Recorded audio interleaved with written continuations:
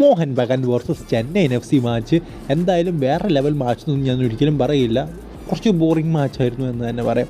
നമ്മുടെ Greg സ്റ്റുവർട്ടും Jason കമ്മിൻസിൻ്റെ കാര്യം വിട്ടേക്ക് ഗ്രെഗ് സ്റ്റുവർട്ട് കളത്തിലേക്ക് ഇറങ്ങുകയും കളി മാറി എന്ന് തന്നെ പറയാം.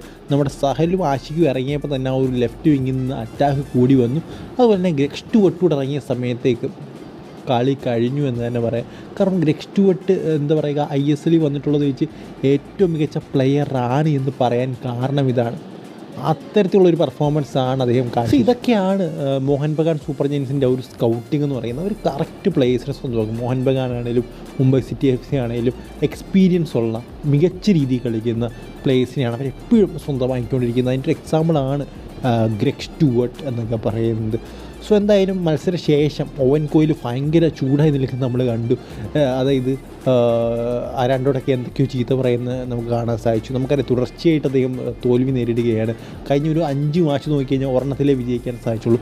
ബാക്കി 3 പരാജയം, 1 ഡ്രോ, അങ്ങനെയാണ് നിൽക്കുക. സോ അതിൻ്റെ ഒരു ദേഷ്യം അദ്ദേഹത്തിന് ഉറപ്പായിട്ടും ഉണ്ടാകും. എന്തായാലും നമ്മുടെ ആങ്കർ തന്നെ ചോദിച്ചിരുന്നു എന്താണെങ്കിൽ വെർബലി എന്തൊക്കെയോ ജോസെ മൊളീനിയോട് പറയുന്നത് കേട്ടല്ലോ എന്ന്. അപ്പോൾ അദ്ദേഹം പറഞ്ഞു അങ്ങനെ വെർബലി ഒന്നും ഞാൻ പറഞ്ഞിട്ടില്ല, നിങ്ങൾ ആ ഒരു കളിയെക്കുറിച്ച് സംസാരിച്ചത് മാത്രം, ഞാൻ അദ്ദേഹത്തിനോട് കളിയെക്കുറിച്ച് സംസാരിച്ച് മാത്രമാണെന്നാണ് ഓവൻ കോഹ്ലി പറഞ്ഞത്. പിന്നെ ഞങ്ങളുടെ ഇന്നത്തെ കളി അത്ര മികച്ചല്ലായിരുന്നു. ഓവൻ കോഹ്ലി പറയുന്നത് പ്ലേയേഴ്സിൻ്റെ ആറ്റിറ്റ്യൂഡ് അത്ര മികച്ചല്ലായിരുന്നു. അതുപോലെ തന്നെ ഈ ഒരു മത്സരത്തിൽ ഡ്രോ ആയിരുന്നു ഞങ്ങൾ ഡിസർവ് ചെയ്തത്. ആ ഒരു 87-85 മിനിറ്റ് വരെ 2 ടീമും.